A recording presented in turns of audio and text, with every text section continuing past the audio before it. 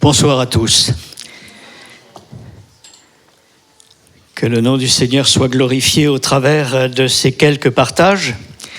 Nous avons vu hier quelques éléments de pratique des choses de l'occulte, l'occultisme.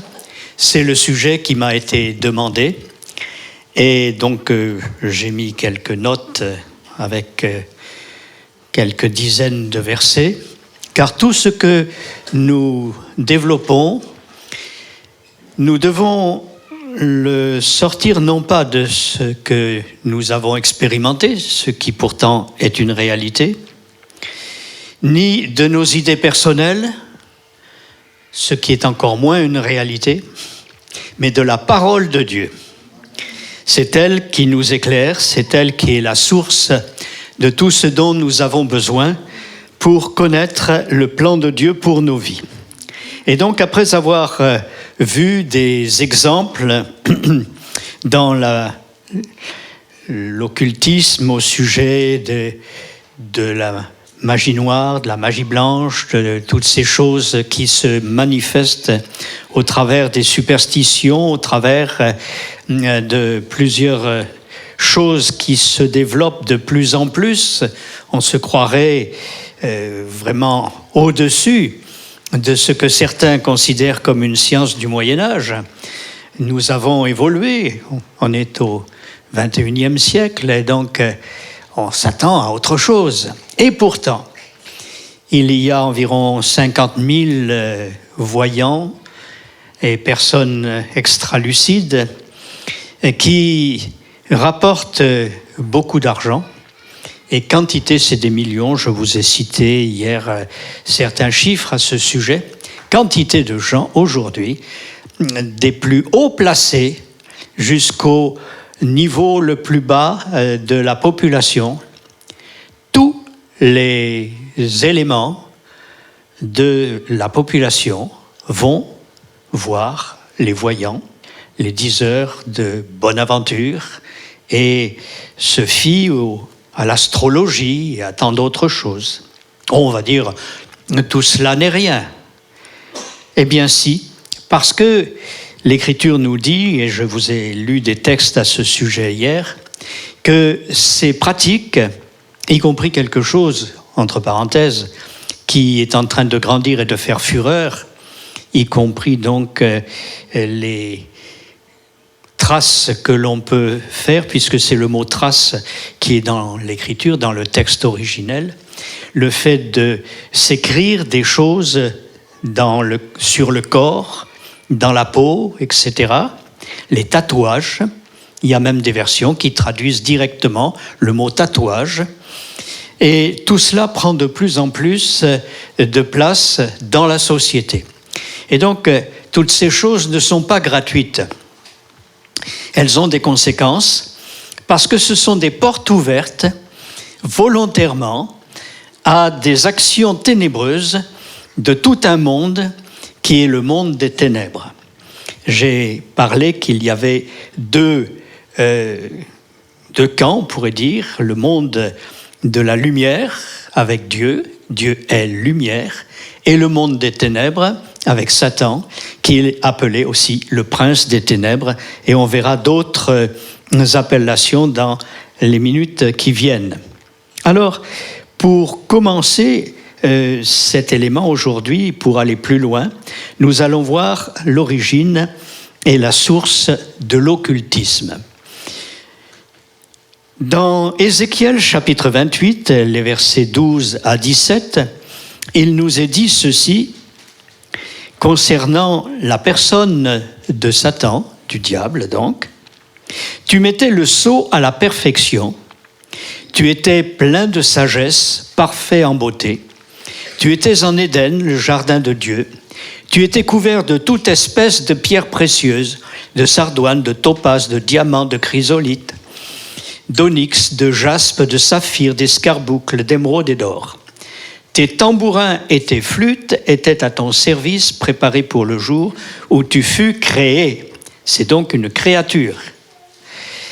Tu étais un chérubin, le plus haut de la hiérarchie angélique, un chérubin protecteur aux ailes déployées. Et il était protecteur, quand on voit les textes qui s'y rapportent, protecteur de la terre, normalement. Et je t'avais placé, c'est Dieu qui parle, je t'avais placé, tu étais sur la sainte montagne de Dieu, et la montagne c'est le gouvernement. Tu marchais au milieu des pierres étincelantes, c'est-à-dire des anges qui sont aussi appelés pierres étincelantes, dans d'autres passages. Tu as été intègre dans tes voies depuis le jour où tu fus créé, jusqu'à celui où l'iniquité a été trouvée chez toi. Iniquité veut dire injustice, quelque chose qui dépasse les bornes, quelque chose qui va au-delà de la droiture, de la justice et de la vérité. Donc, l'iniquité a germé, on pourrait dire, dans l'être intérieur de ce chérubin extraordinaire, parfait en sagesse, en beauté, etc. Bon. Par la grandeur de ton commerce, alors ne voyez pas le commerce en tant que commerçant pécunier, de ceux qui achètent et qui vendent. Commerce signifie avoir des relations. Donc, c'est un vieux mot qui maintenant est passé sur le plan commercial, c'est le cas de le dire, mais qui, en fait, à l'origine, est une question de relation. Par la grandeur de ton commerce, et pour cause, il était directement créé en dessous de Dieu. C'était le plus proche, c'était le plus élevé, le plus sage, le plus beau, le plus grand. Et son nom, qui n'est pas mentionné ici, est Lucifer. L'archange s'appelait donc, le chérubin, s'appelait donc Lucifer. Que signifie Lucifer ? Ça signifie celui qui génère de la lumière. Ah bon ? Et celui qui génère de la lumière et qui était au sommet de toute la hiérarchie angélique, juste en dessous de celui qui dit qu'il est la lumière, Dieu est lumière, eh bien, excusez-moi le terme, ça lui a fait tourner la tête. C'est le cas de le dire. Donc il s'est enorgueilli, et à cause de ces relations extraordinaires, évidemment, tu as été rempli de violence et tu as péché. Et cette violence, c'est en fait la hargne de se dire « je suis le deuxième et je veux être le premier ». Voilà où s'est trouvée la violence. Et ensuite, lorsque l'homme a été créé, plus tard, eh bien, Satan a voulu, et on va en parler de Satan, c'est une autre appellation de ce même être, a voulu amener l'homme dans la même chute, de vouloir se faire supérieur, dominateur et égal à Dieu. En résultat de tout cela, je te précipite de la montagne de Dieu, c'est-à-dire du gouvernement divin, je te fais disparaître, chérubin protecteur, du milieu des pierres étincelantes, c'est-à-dire les anges qui sont restés fidèles, c'est les 2/3 des anges, parce que dans un autre passage que nous citerons tout à l'heure, il est question que dans sa chute, Satan a entraîné le tiers des anges, de la totalité des anges. C'est dramatique, c'est énorme, des myriades de myriades. Ton cœur s'est élevé à cause de ta beauté, tu as corrompu ta sagesse par ton éclat, je te jette sur la terre. Donc on va voir qu'il avait un autre lieu d'action et de développement, on pourrait dire. Je te livre en spectacle au roi, par la multitude de tes iniquités, par l'injustice de ton commerce, tu as profané tes sanctuaires. Je fais sortir du milieu de toi un feu qui te dévore et qui va se manifester dans la finalité lorsque Satan et ses anges déchus seront jetés dans l'étang de feu et de soufre, qui était réservé pour lui. Aux yeux de tous ceux qui te regardent, tous ceux qui te connaissent parmi les peuples, qui ont des expériences avec toi, sont dans la stupeur à cause de toi. Donc après, quand il y a eu la création humaine et toute la descendance humaine, eh bien, il y a eu des interactions entre les puissances de ténèbres et les hommes et les femmes qui se sont donnés à Satan. Tu es réduit à rien et tu ne seras plus jamais. En conséquence, cette parole, qui est une parole prophétique, n'est pas encore totalement réalisée. C'est une vision d'ensemble. Et il y a d'autres textes qui confirment cela, dans Ésaïe 14, où nous avons également la chute de Satan. Au verset 12 d'Ésaïe 14, chapitre 14, « Te voilà tombé du ciel, astre brillant ». Et c'est de là que vient le terme luciféré. « Astre brillant, fils de l'aurore, tu es abattu à terre, toi, le vainqueur des nations. Tu disais dans ton cœur, je monterai au ciel, j'élèverai mon trône au-dessus des étoiles de Dieu, c'est-à-dire au-dessus des anges fidèles. Je serai supérieur à eux tous. Je m'assiérai sur la montagne, le gouvernement de l'Assemblée, à l'extrémité du septentrion. Je monterai sur le sommet des nues, je serai semblable au Très-Haut, mais tu as été précipité dans le séjour des morts, dans les profondeurs de la fosse, et c'est la finalité dans les temps de feu et de soufre. Voilà l'histoire résumée de la personne de Satan. Alors vous pensez bien que, de toute façon, il ne peut pas se repentir, c'est évident. Il connaissait Dieu et, je pourrais dire, le voyait face à face. Et toutes les richesses célestes étaient à sa disposition. Donc, en pleine connaissance de cause, en pleine intelligence, en pleine sagesse, en plein rayonnement de beauté et de puissance, il a pris la décision de se lever contre son Créateur. Voilà ce qui a fait sa chute. Alors, quand on voit ces choses, Satan qui, au début, a été créé au plus haut du gouvernement angélique, avant la création humaine, il a été séduit par sa grandeur et par sa puissance, par sa sagesse, et a voulu se faire l'égal de Dieu pour la domination universelle. Il voulait avoir tout sous son pouvoir, alors qu'il l'avait. Alors que réellement, Dieu l'avait mis dans cette position à l'origine. Mais il a souillé, on pourrait dire, cette position et il a voulu aller manu militari. Vous comprenez ce que je vais employer dans ce mot, c'est-à-dire avec la force du combat, la force militaire, la force de la revanche, la force de toute la nature déchue. Voilà, j'ai fait un silence exprès, de toute la nature déchue. Un révolté, quelqu'un qui s'est élevé au-dessus de son Créateur.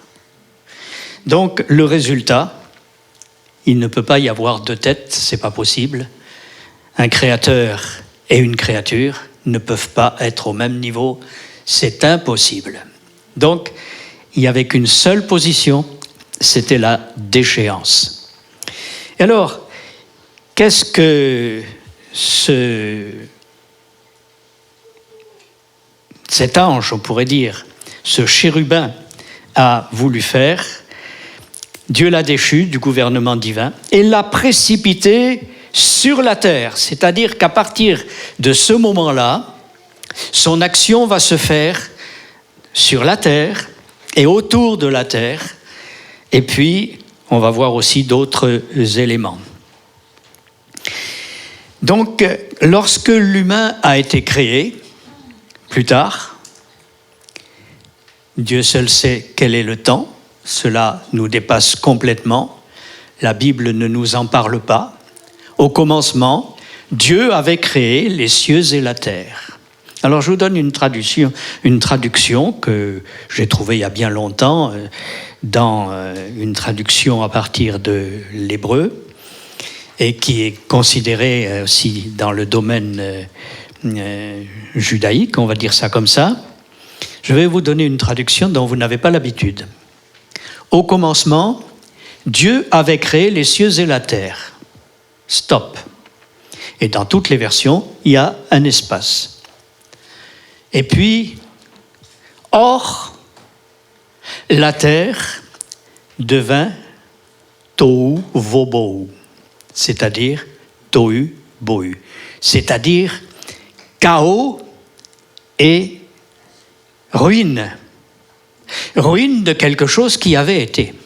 Ruine de quelque chose qui était établi depuis un temps inconsidéré par rapport aux hommes, évidemment. Et donc, il s'est passé bien des choses. Et cette ruine, on peut voir d'autres détails. Il y a des textes qui en parlent. C'est la chute de Satan, qui, en étant précipité sur la terre, a ruiné l'Éden que Dieu avait créé pour les anges à ce moment-là. Ce n'est pas l'Éden du jardin d'Éden de la création. C'était avant, bien avant que l'homme soit créé. Tu étais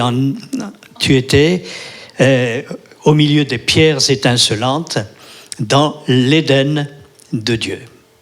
Il y avait donc, pour les anges même, une création avant.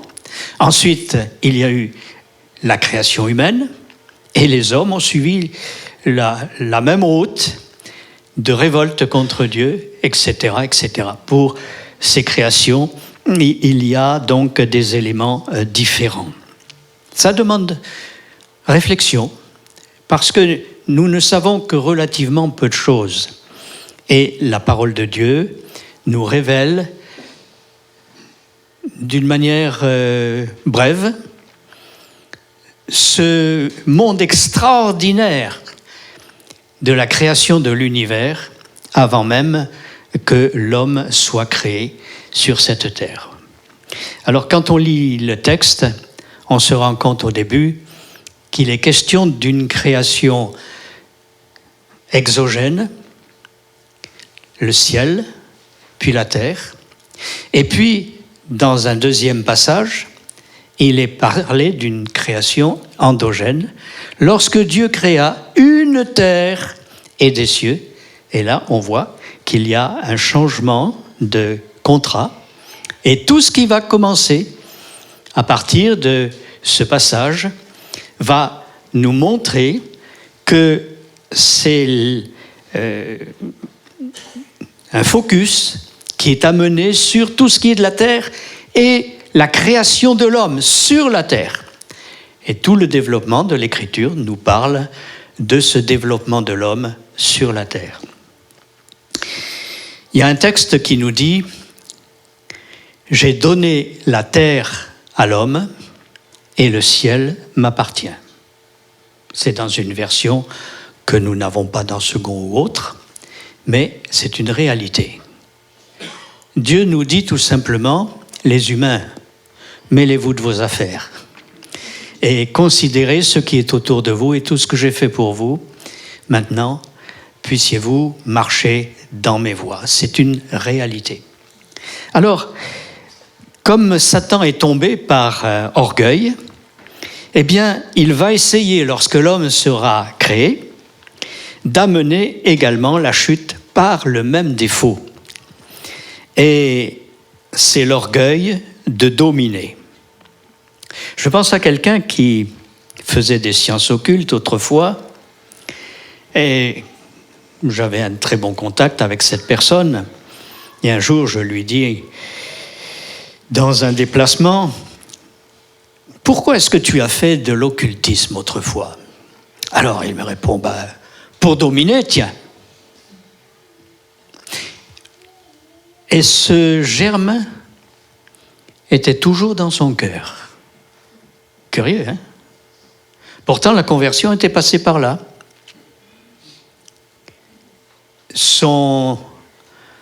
Sa vie, son cœur, a été purifié, lavé, etc. Mais il restait encore ce germe. Pourquoi ? Parce qu'il le voulait, parce qu'il l'aimait, parce qu'il s'y attachait. Et il en a montré, hélas, les fruits quelque temps plus tard. Donc, lorsque nous voyons une action ténébreuse dans notre vie, je vous demande de faire attention à ce que je vais dire, il y a une responsabilité personnelle. Il y a quelque part une porte que nous avons ouverte volontairement dans un désir de domination, d'orgueil, dans une forme d'admiration de soi, le narcissisme. Et quand on veut aller au-delà de ce qui est normal, on va se faire oppresseur des autres. Et on devient un pervers narcissique. C'est-à-dire qu'on est prêt à mentir, on est prêt à taper sur les uns, taper sur les autres, mettre les sentiments de notre cœur sur les autres. Et de toute façon, penser qu'on a toujours raison soi-même et que l'autre a toujours tort. Voilà comment on a ouvert une porte quelque part avec un petit mot de 3 lettres, moi. C'est pas un croissement que je fais, hein, ni un cri de corbeau. C'est notre moi, notre ego. Et c'est ça, c'est de l'égoïsme, une culture de l'ego. Moi d'abord. Avant moi, il n'y a personne, et après moi, c'est moi. Et donc, comme ça, on est sûr de dominer. Et c'est la souffrance de toute l'humanité. Ce qui a fait tomber Satan, c'est son orgueil. Ce qui fait tomber l'homme aujourd'hui n'a pas changé, c'est toujours l'orgueil. Et donc, lorsque je disais tout à l'heure que s'il y a eu des actions ténébreuses dans notre vie, elles sont multipliées au milieu de tous, c'est parce qu'un jour nous avons ouvert une porte. C'est parce qu'un jour nous nous sommes admirés peut-être. Ou parce qu'un jour nous avons voulu tirer profit de ceux qui nous entourent. À notre avantage, toujours, bien sûr. Donc, il y a une porte ouverte. Et lorsque Satan trouve une porte ouverte, ben il envoie ses démons. Tu as vu là ? Vas-y. Et alors, lorsque nous nous trouvons dans des situations où il y a des éléments qui nous dépassent, c'est qu'on est dominé par des puissances ténébreuses. Alors avant d'être dominé, il y a toute une évolution. Voyons ce que l'homme a fait lorsque il a regardé, lorsque la femme en particulier a regardé l'arbre de la connaissance du bien et du mal. Il nous est dit, elle vit que l'arbre était bon à manger, qu'il était agréable à la vue, et surtout utile pour ouvrir l'intelligence. Et Satan qui arrive là, qui dit, mais vous savez, Dieu, c'est parce qu'il ne vous aime pas hein, qu'il vous a interdit cela. On pense beaucoup, je le disais hier, que les règles de Dieu sont, semble-t-il, pour nous priver de quelque chose. Non, c'est pour nous préserver. Quand nous voyons de petits enfants prêts à faire des bêtises, ou dans la cuisine de saisir un couteau par la lame, ça arrive. Vous savez ce qu'il faut faire ? Non. Surtout n'essayez pas de l'arracher. Ben oui. Montrez à l'enfant quelque chose qu'il aime. Ah, puis du coup, il va lâcher ce qui est dangereux. Eh bien, la proposition, je dirais à la suite de nos réflexions, c'est de dire, regarde la beauté de Christ. Regarde la vie que Dieu veut te donner. Regarde l'avantage que tu as ou que tu aurais, si ce n'est pas encore fait, d'être fils ou fille de Dieu, de pouvoir goûter l'avenir que le Seigneur a préparées pour toi. Quand il dit, par exemple, dans Jérémie 29, 11, « Je connais les projets que j'ai pour vous, dit l'Éternel, projets de paix et non de malheur, afin de vous donner un avenir et de l'espérance. » Waouh! Voilà des choses que nous aimerions voir aux infos. Ça changerait un peu. Donc, il y a des réalités dans le Seigneur et il veut nous faire partager tout cela. Mais lorsque le diable a tenté l'homme, on va dire cela comme ça, et que l'homme s'est laissé tenter, je ne vais pas rentrer dans les détails pour cela, sa soumission au diable a permis à Satan de dominer sur tout l'héritage terrestre de l'homme. L'Écriture nous dit, dans le psaume 8, verset 4, que tout cela a été donné à l'homme par Dieu pour pouvoir vivre sainement. Je peux le lire. Psaume 8, verset 4, il est dit, au sujet de l'univers que Dieu a créé, « Quand je contemple les cieux, ouvrage de tes mains, la lune et les étoiles que tu as créées, qu'est-ce que l'homme pour que tu te souviennes de lui, et le Fils de l'homme pour que tu prennes garde à lui? Tu l'as fait de peu inférieur à Dieu, de peu. Et quand on regarde comment Satan était juste en dessous, lui aussi, il était de peu inférieur à Dieu. Et pourtant, il est tombé.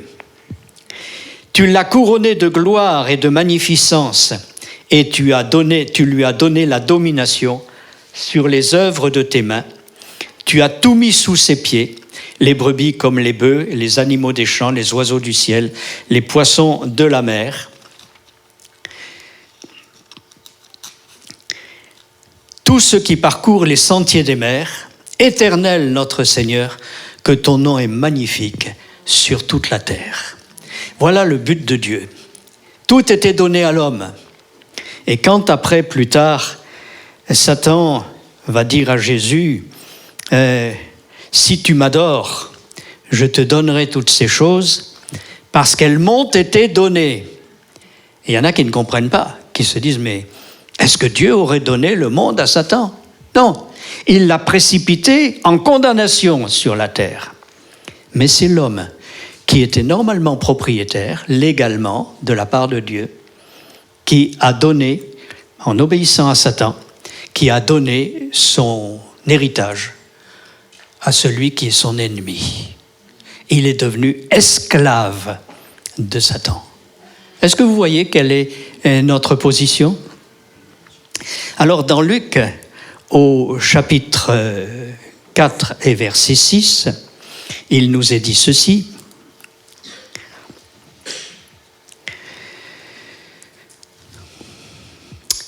Au verset 5, le diable, ayant élevé Jésus, lui montra en un instant tous les royaumes de la terre et lui dit, « Je te donnerai toute cette puissance et la gloire de ces royaumes, car elle m'a été donnée et je la donne à qui je veux. » Est-ce que c'est Dieu qui lui a donné? Non, c'est l'homme.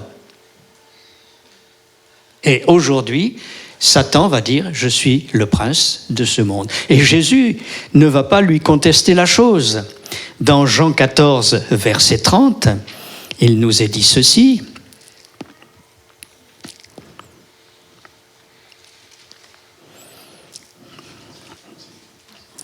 Alors, Jean 14, verset 30. « Je ne parlerai plus guère avec vous, dit-il, c'est Jésus qui parle à ses disciples, car le prince de ce monde vient, mais il n'a rien en moi. » Et Jésus l'appelle bien le prince de ce monde. Il ne lui conteste pas, c'est légal, parce que ça lui a été donné. Vous voyez, l'Écriture nous dit que le monde entier gît, verbe gésir, sous la puissance du malin.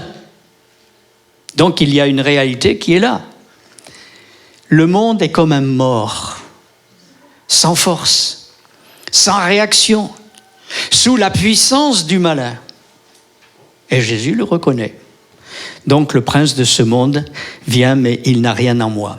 Et chapitre 16, au verset 11, il est dit ceci. Je vous dis la vérité, je prends au verset 7. Il vous est avantageux que je m'en aille, c'est Jésus qui parle, car si je ne m'en vais pas, le consolateur ne viendra pas vers vous.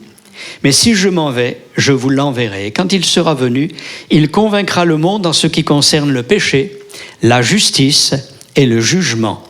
En ce qui concerne le péché, parce qu'il ne croit pas en moi. La justice, parce que je vais au Père et que vous ne me verrez plus. Le jugement, parce que le prince de ce monde est jugé. Le prince de ce monde est jugé. Au moment où Jésus parle, il allait se donner pour être crucifié. Il allait accepter finalement la mission d'être l'agneau de Dieu qui ôte le péché du monde. Or, l'Écriture nous dit qu'avant que l'humanité soit créée, l'agneau de Dieu était immolé, vu dans le ciel, avant toute création, avant la création de l'homme. Il était vu, prévu, annoncé. Tout le plan de Dieu était déjà prévu au-delà, on va en parler tout de suite, au-delà de ce qui est notre atmosphère, au-delà de ce qui est notre cosmos. Dans le ciel de Dieu, tout était déjà prévu. Dieu a un plan pour notre vie. Il connaît toutes choses d'avance. Et non pas qu'il nous programme à être ceci ou cela, mais en réalité, Dieu est hors du temps. Il est hors du matériel, il est hors de la création, il est au-dessus de la création.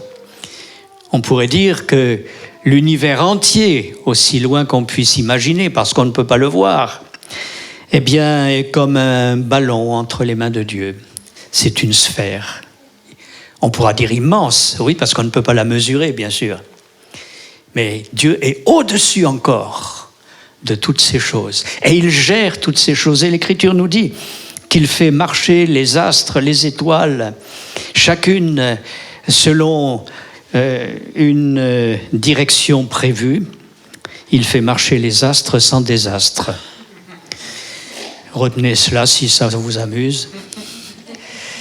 Il y a tout. Alors, bien sûr, il y a la fin de certains astres. Ça fait partie des choses normales. Comme nous perdons des millions de particules de nos corps chaque jour, une centaine de cheveux, par exemple, et puis toutes les déquamations, tout ça. Et à l'intérieur, c'est pareil. Alors, qu'est-ce qui se passe? Eh bien, il y a aussi toute une recomposition. Alors, lorsque Dieu a prévu les choses, il les a prévues avec sagesse. Et aujourd'hui, on sait que dans chaque galaxie, il y a un trou noir et qui aspire, qui prend toutes les particules qui se désintègrent et il y a une transformation de nouveau en énergie et ça recommence. Il y a tout un cycle qui se fait au travers de ces choses-là. Et c'est dans l'univers entier. Nous sommes un univers sur deux pattes. Voilà. Et que ce soit dans l'infiniment grand, non, pas infini, dans l'immensément grand, ou dans le très petit, je ne veux pas employer le mot infini non plus, eh bien, il y a le même processus de développement de vie et de mort, et de renouvellement, etc. Tout, dit l'Écriture, est en mouvement au-delà de ce que l'on peut voir ou concevoir. On peut traduire les deux choses. Tout est en mouvement, d'une manière permanente. Ce n'est pas le mouvement brownien des cellules qui se promènent, mais dans notre vie, il y a tout cela. C'est la sagesse de Dieu. Alors, nous pouvons lui faire confiance quand celui qui a voulu toutes ces choses a créé celui qui était Lucifer, c'est-à-dire qui engendre la lumière, il l'avait créé parfait. Il l'avait créé sage, intelligent, beau. Et il est donc de celui qui engendrait la lumière, c'est-à-dire luciféré, il est devenu le prince de la ténèbre. Alors, on dit souvent le prince des ténèbres. Il n'y a pas 36 ténèbres, c'est global. C'est une ténèbre spirituelle qui a englobé la terre et l'univers, je dirais, lorsque Satan a été précipité, lorsqu'il s'est révolté contre Dieu. Les ténèbres ont englouti, enrobé complètement la terre. Bibliquement, on peut en faire des schémas. J'en ai un que j'ai tracé ici, je ne vais pas vous le montrer, ça ne servirait à rien. Mais avec les textes bibliques, on voit tout le schéma de développement que le Seigneur nous révèle au travers de sa parole. On va dire la Bible et la science s'opposent ? Non, absolument pas. Un jour, dans un certain pays, on m'a demandé l'école supérieure d'électricité de développer pendant 5 heures, plus 1 heure de questions, avec le staff et tous les étudiants qui étaient là, qui étaient des ingénieurs, la Bible et la science. Y a-t-il opposition ?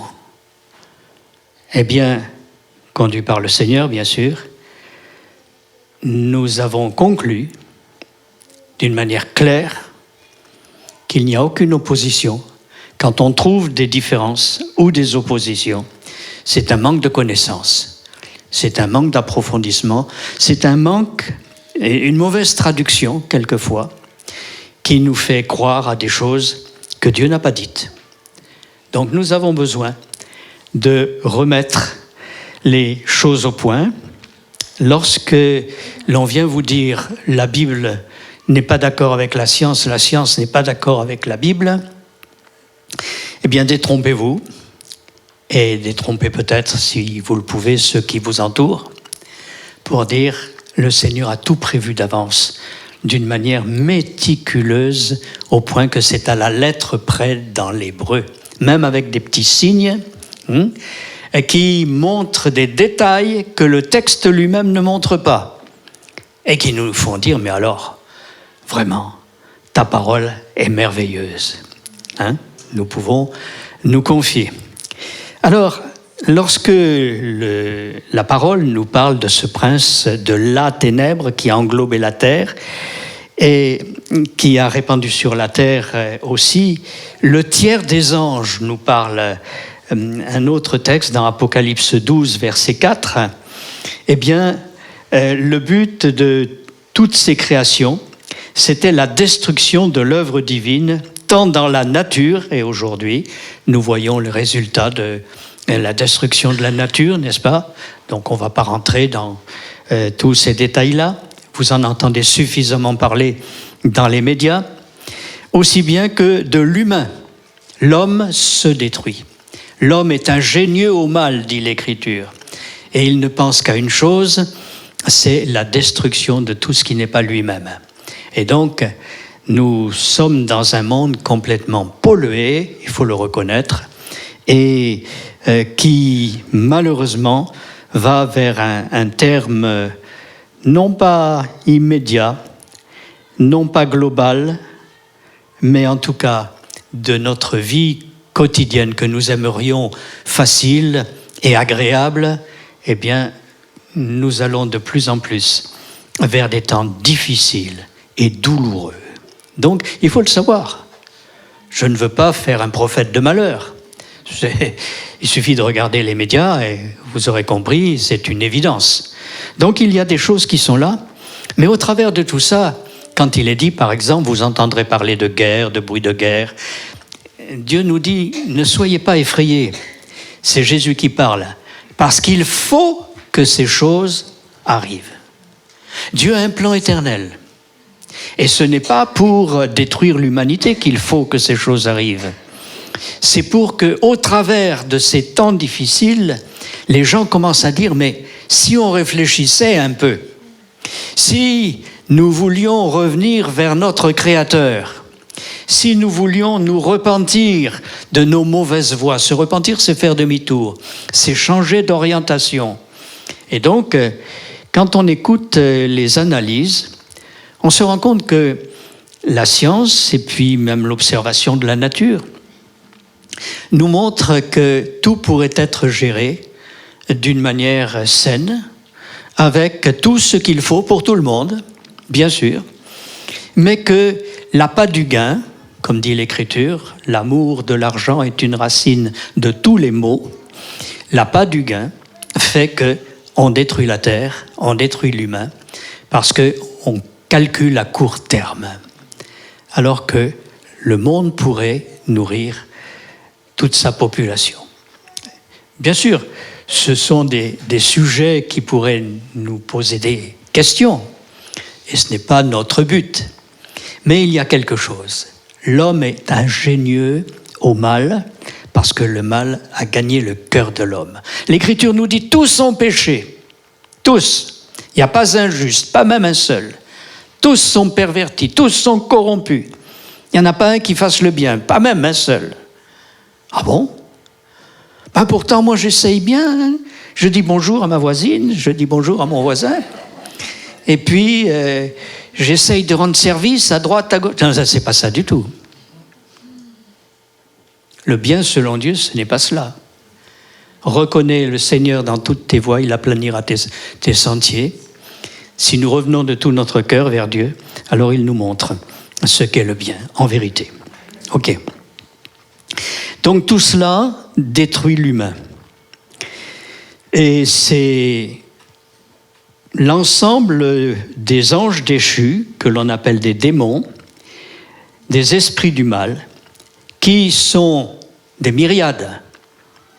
C'est le tiers de l'ensemble de la création angélique, qui est au service de Satan, et encore pas tous, parce qu'il y en a qui sont dans le puits de l'abîme. Et au moment où dominera en finalité l'Antichrist sur la terre, alors que l'Église aura été enlevée, il nous est dit que la clé du puits de l'abîme sera donnée et une nuée comme de la fumée sortira du puits de l'abîme et ce seront des démons qui investiront, en plus de ceux qui y sont déjà, toute la surface de la terre. Et l'Écriture nous dit que les hommes mourront de terreur. Excusez-moi ce que je vais dire là, l'Écriture le dit, ils s'égorgeront les uns les autres dans les rues. Je ne sais pas si vous voyez. Alors on va mettre la psychologie là-dedans, oui, vous comprenez, son enfance ceci, son milieu social cela. Non, il y a une réalité beaucoup plus profonde. Il y a des ténèbres. Il y a la ténèbre qui englobe toute la terre. Alors, pour sortir de la ténèbre, il faut la lumière. Et Jésus dit, je suis la lumière du monde. Celui qui me suit ne marchera pas dans les ténèbres ou la ténèbre, mais il aura la lumière de la vie. Amen. Amen. Ça, c'est quelque chose que nous avons besoin de tenir compte. Donc les démons sont là. Ces démons, ce terme vient de l'Antiquité grecque et il y a un terme particulier, il y a également le diable, diabalo, qui signifie celui qui se met au milieu, qui divise, qui arrache, etc. C'est le diable avec ses démons. C'était des dieux, des petits dieux bien sûr. Et l'Écriture nous donne une pensée particulière où elle nous dit, il est vrai qu'il y a des créatures qui sont des dieux, c'est-à-dire des créatures qui dominent dans leur milieu. Donc il y a des êtres que l'on appelle Dieu. Alors, que signifie Dieu ? Ça vient de l'arien Dius Pitar.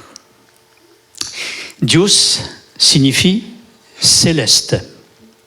Et Pitar, c'est ce qui a fait pater dans le latin, si vous voulez. Et Dius Pitar, ça a donné plus tard Jupiter. Et oui, c'est de là que ça vient. Donc, tout un ensemble de linguistique, on pourrait dire, nous parle des dieux. Ces dieux, ce sont les célestes. Or, les célestes qui ne sont pas des anges fidèles, ce sont des démons. Donc, ces dieux de l'Antiquité, Paul le dira clairement, quand on offre des sacrifices à ces idoles, derrière lesquels il y a des démons, c'est aux démons qu'on fait les sacrifices. Et dans le monde entier, c'est encore aujourd'hui toujours la même chose. C'est servir les démons. Alors, quand on les sert, ils sont bien contents. Ils prennent la place, ils s'installent. Et puis ensuite, pour les faire partir, il faut vraiment la puissance de Dieu. Christ a vaincu les puissances de ténèbres. Il les a livrées en spectacle. Il a triomphé d'elles, ces puissances. Il a triomphé d'elles par la croix.